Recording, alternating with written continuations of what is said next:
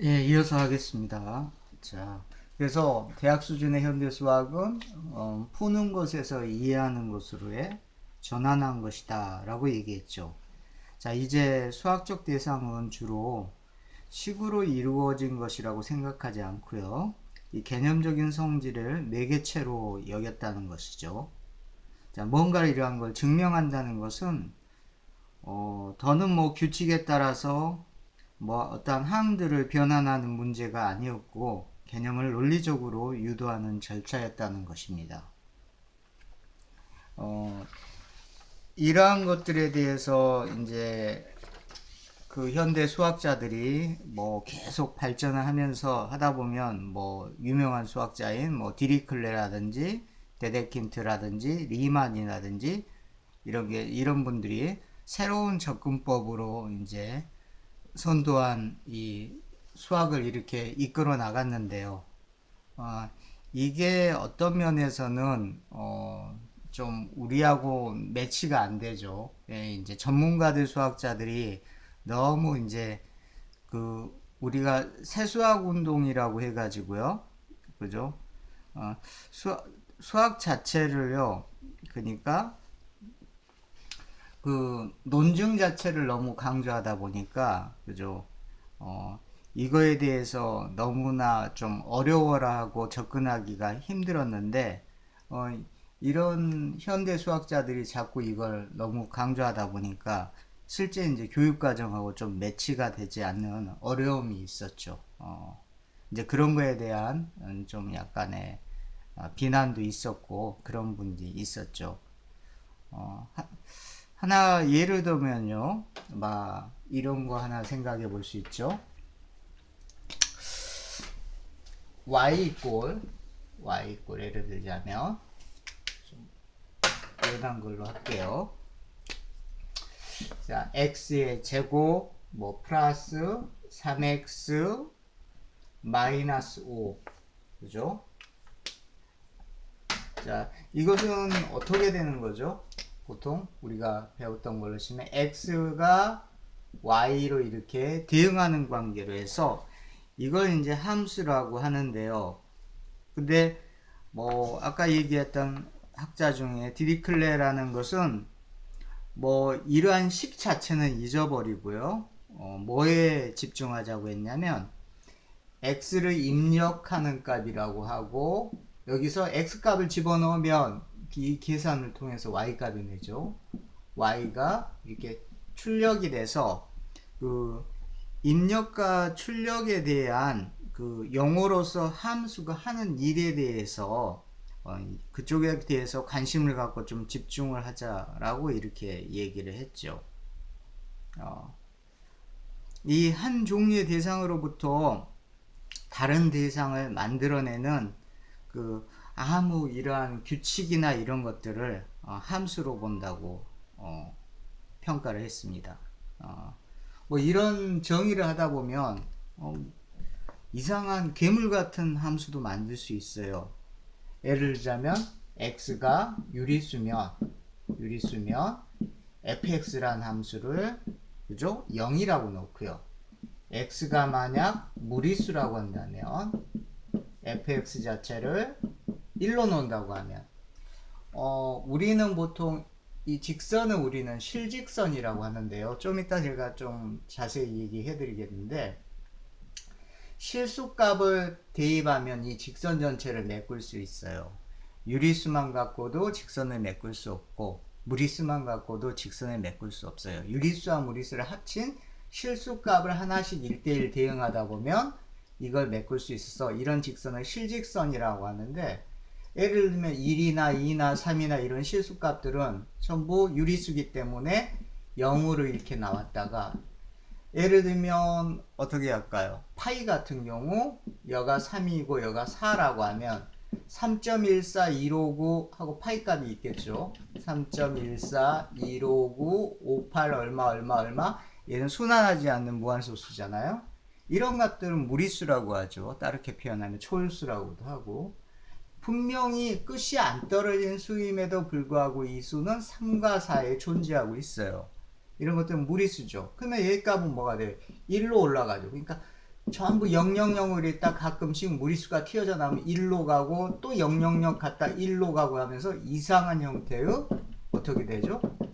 무수히 많은 무리수와 무수히 많은 실수값을 여기에 점을 찍어줘 가지고 아주 이상한 함수 형태의 괴물적인 그래프 형태가 나올 수도 있죠. 이렇게 수학자들은 이렇게 식이 아니고 어떠한 성질을 구체한 추상적인 함수의 성질을 이해하기도 하고 연구하기도 했습니다. 원래는 이런 성질의 의미는 뭐 1대1 이렇게 대응하는 관계를 따지기도 하는데 이런 학문의 한 분야가 나중에 실해석학이라고도 발전하게 됩니다. 그렇지만 너무 엄밀한 수학적 정의를 강요하다 보니까 이걸 따라갈 수가 없는 거죠. 그래서 초등학교, 뭐 중학교, 고등학교 이렇게 교육 과정에다가 이걸 좀 접근해 보려고 노력했던 게 뭐 세수학 운동이 있었지 않습니까? 근데 거기에 대한 나중에 비판이 참 많이 생겼죠. 그래서 뭐 이 하나 예로 19세기 이후에 수학 개념이 미적분 이후에 이렇게 대학 수준에서 보통 이렇게 현장을 지배했었지만 이게 이제 우리가 저 고등학교 때 같이 그런 데에서는 이게 크게 이 분야가 영향을 미치지는 못했어요. 엄밀한 식으로는 할 수 없었죠. 좀 직관을 통해서 접근을 했었던 거죠. 그래서 이러한 새로운 이러한 접근법 자체를 교육과정에다가 이제 도입을 하려고 했는데 시도했지만 이게 엄청난 잘못이고 또 엄청나게 하다 보니까 부딪히는 게 현실성으로 맞지 않아서 포기하게 됐죠. 그래서 이러한 당시의 메시지가 나중에 상위권에 있는 대학에 이런 수학 전공하는 데나 아니면 그런 데에서 고등학교로 그런 이 대학에서 있던 이 수학 부분을 고등학교나 이렇게 밑에 있는 단위에 있는 학교로 이르게 하면은 이런 부분에서 심한 왜곡이 돼 가지고 잘못된 현상이 일어나기도 했습니다. 그래서 1980년대 중반 이전에든 그 이후에든 수학자들에게 그 계산과 이해는 항상 둘 다 중요했습니다. 두 주제 중에서 어떤 것이 진짜면 어떤 것이 파생적이거나 지원하는 역할을 하는 건지 그 단순히 한쪽으로만 강조하는 부분으로 이동했다는 것이 좀 이 19세기에서는 상당히 이슈가 됐었던 거죠. 근데 이 1960년대 특히 미국 교과서가 많이들 이렇게 됐죠. 중동에서 나 그런 일단은 이 미적분학 얘기가 나오니까 좀 중동하고 관계되니까 얘기를 하는데 중등학교 선생님들이 이렇게 이거에 대해서 도달하는 메시지 중에 이런 말도 있었습니다. 계산 기술은 잊어라. 개념에만 집중해라. 라고 해서 이걸 너무 강조하니까 우습게 궁극적으로 이제 재앙에 가까운 뭐 좀 전략이 자꾸 신경 쓰다 보니까 이거에 대해서 막 빗댄 여러 가지 빈정거리 같은 얘기들이 그 당시에 참 많이 나왔습니다. 그리고 이러한 새로운 세수학에 대한 부분에 실제적으로 그거에 대해서 이제 몇 년이 지난 다음에 하도 이제 문제가 많으니까 슬슬 이제 학교 시간표에서 수업 시간표에서 이제 빠지기 시작한 거죠. 이제 그거에 대해서 이제 그래서 이제 이 부분이 이제 이런 문제점이 있다가 이제 이게 이제 계산적 관점에서 개념적 관점으로 이렇게 바라보는 수학이 그죠? 이 관점 전환이 이제 전문 수학계 내부의 변화였다는 것은 이제 분명해졌지만 이제 우리가 교사로서 다루는 이 학교 수학에서는 분명히 문제점이 있다는 것이죠. 자, 그렇지만 이제 왜 이것을 배워야 되는가라는 부분을 좀 따져보도록 하겠습니다.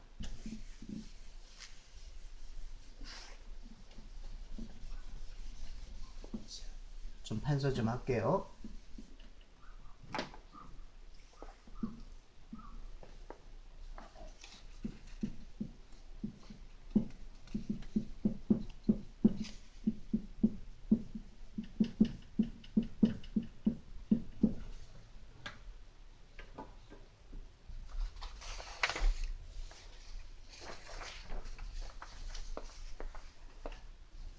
이제 이런 결과 때문에 이제 수학계 밖의 사람 누구에게나 이러한 전화가 초점의 변화라기보다는 수학적 활동의 이제 확장처럼 보이기도 하죠. 그래서 수학을 단순히 도구로 사용하는 이러한 예를 들면 뭐 공학이라든가 우리가 이제 뭐 저기 이학 쪽에서 실제 수학을 다루는 부분을 이렇게 필요로 하는 사람들이 추구하는 목표가 그지 사람들에게 왜 이런 것들이 요구가 되는 걸까라는 이런 이제 의문점이 생기는데 거기에는 이제 두 가지 답이 있습니다. 첫 번째 같은 경우는 이제 편하게 들으세요. 교육은 훗날 경력에 사용하기 위해 특정한 도구를 취득하는 것만 아니기 때문에 우리 문화의 보석들을 그죠? 한 세대에서 다음 세대로 건너주기 위해서 이제 과학이나 문화나 역사, 예술과 같은 것처럼 그죠? 인류 문명 최대의 창조물의 하나인 수학을 이제 가르쳐야 된다는 내용이 되죠.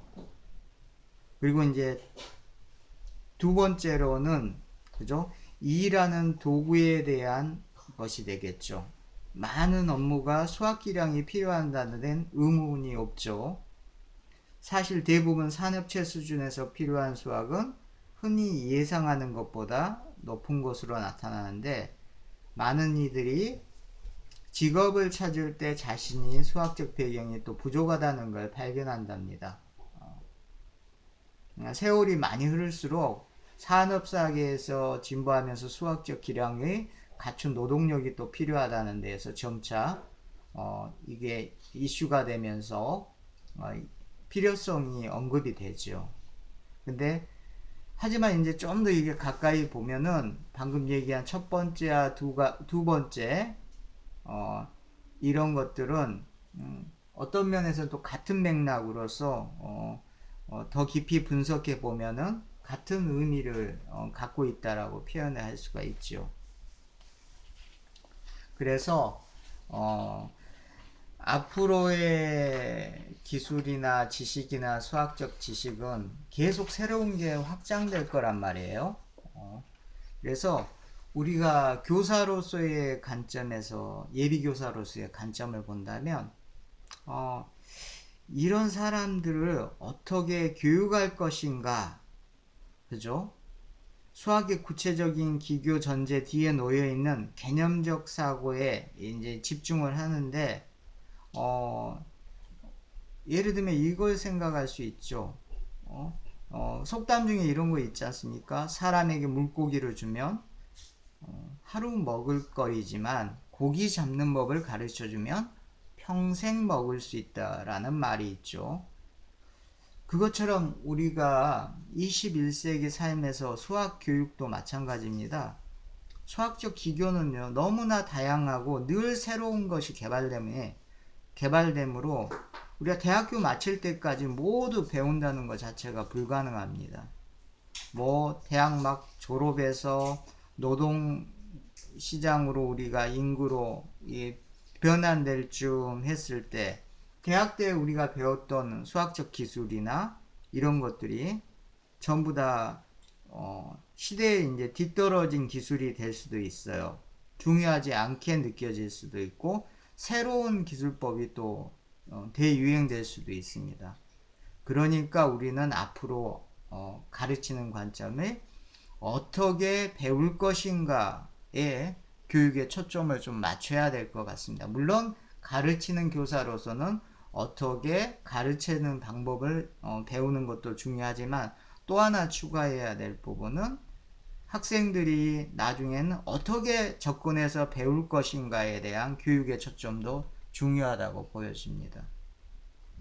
그래서 이러한 것들에 대한 복잡한 수학이 일부 사회의 변화에 촉진되어서 현실에 맞게끔 어떻게 내가 접근해서 더 배울 수 있는가, 물고기를 잡는 법을 배울 수 있는가, 현실에 맞는 거, 그런 관점에서 이 수학이 필요성이 접근해야 되지 않나라고 생각됩니다.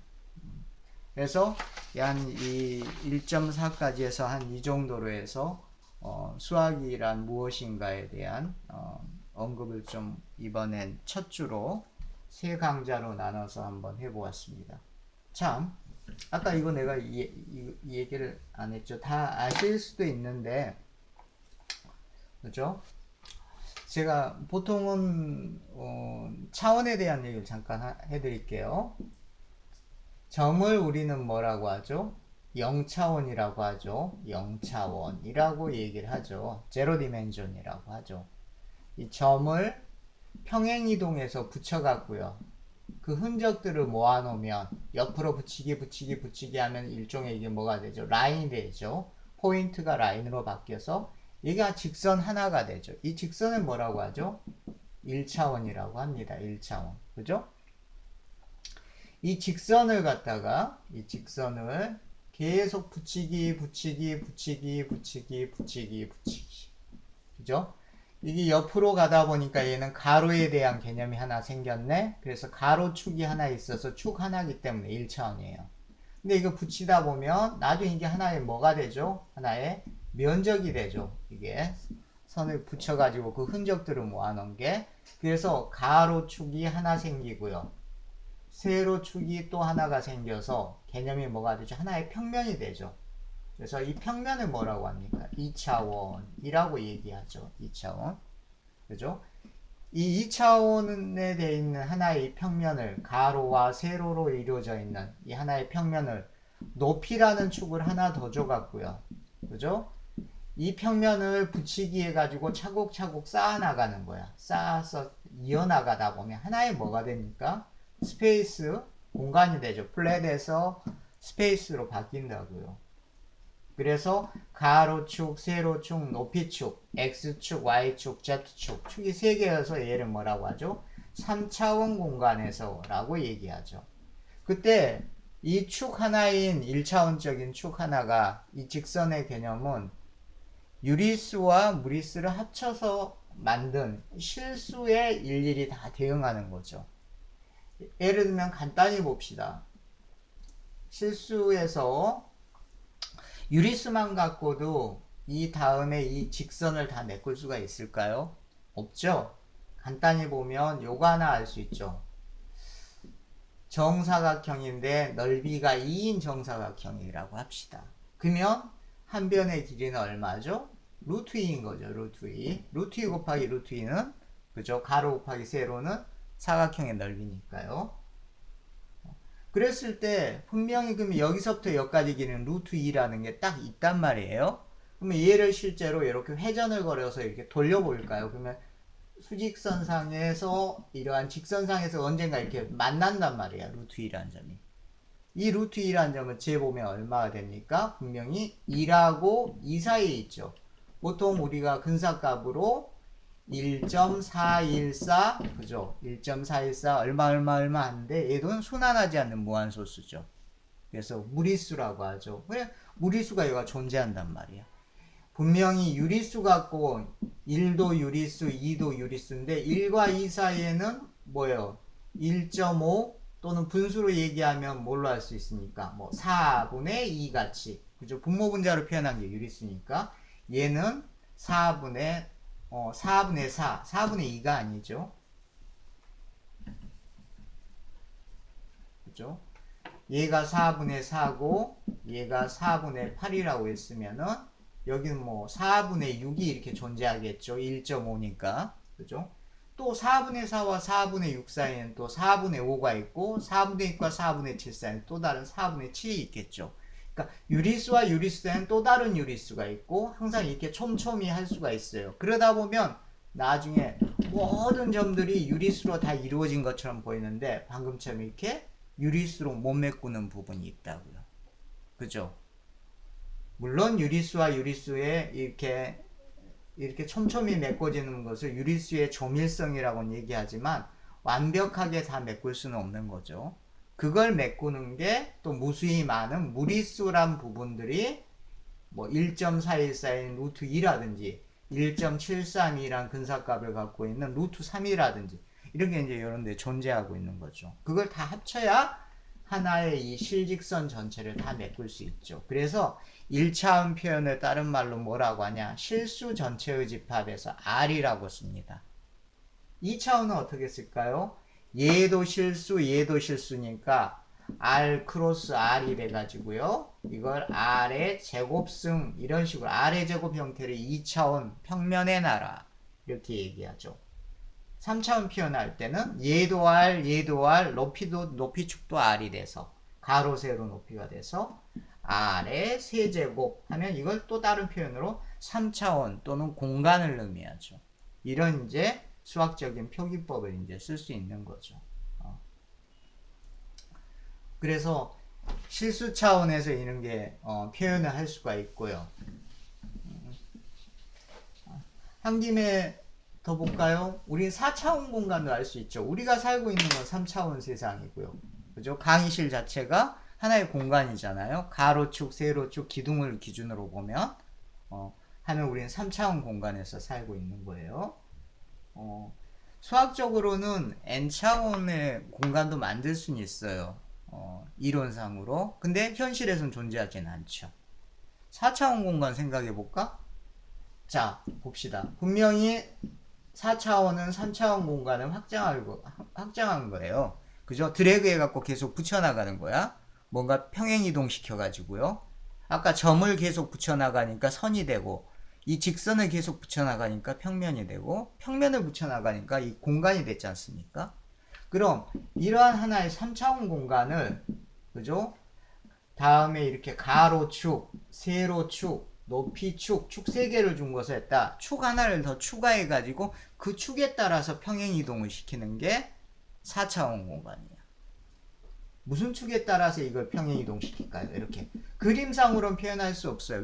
왜? 우리가 그 차원에서 살고 있지 않으니까. 우리는 3차원에 존재하는 세상이지 존재지 4차원에서 살고 있지는 않으니까.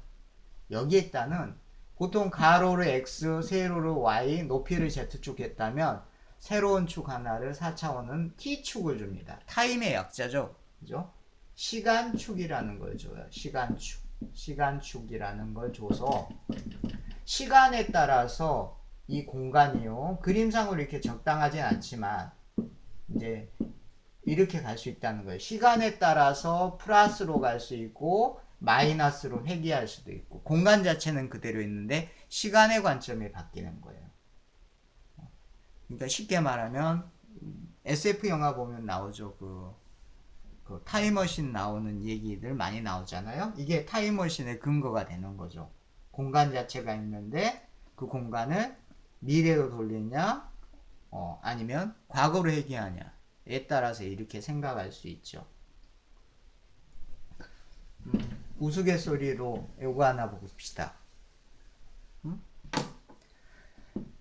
이렇게 평면에 사는 사람들은 높이라는 개념이 없으니까 뭐 예를 들면 뭐 위에서 보면은 콜라캔 같은 입체적인 게 높이가 없으면 어떻게 돼? 이렇게 원이 되겠죠. 예, 원이 돼. 그러면 원이란 사람이 있어. 얘 탈출하려면 어떻게 탈출하죠? 감옥에 갇혀 있다면 이런 네모난 감옥에 갇혀 있다면 방법은 간단하죠. 3차원 세상으로 튀어나오면 돼. 높이라는 개념을 줘서 얘를 밖으로 들어 올렸다가 여기다 놓으면 이렇게 탈출할 수 있잖아요. 그런 개념처럼 4차원에서 3차원에 우리가 이렇게 감옥에 갇혀 있단 말이야. 어떤 사람이 이렇게 갇혀 있다고 한다면 탈출하는 방법 어떻게 될까요? 축 하나를 들어서 4차원으로 빼면 되죠. 시간을 이 감옥이 지어지기 전 과거 시점으로 시간축을 마이너스 값으로 돌리면 감옥이 지어지기 전으로 없어지겠죠. 공간은 그대로 있으면서. 그러고 나서 여기로 빠져나온 다음에 다시 시간을 플러스 값으로 돌리면 다시 감옥이 이쪽에 지어지고 사람은 없어지는 거죠. 이렇게 탈출하는 관점처럼 이러한 좀 특이한 현상들이 있죠. 나중에 좀 시간이 되면 여기에 대한 좀 여러 가지 좀 재밌는 이야기를 좀 더 해보도록 하겠습니다. 자, 이번 주는 여기까지 하고 이제 진도를 나가면서 뭐 좀 기타 저번 시간에 얘기 못했던 부분을 좀 더 보강도 하고 궁금한 점도 질문을 받도록 하겠습니다. 자, 수고하셨습니다.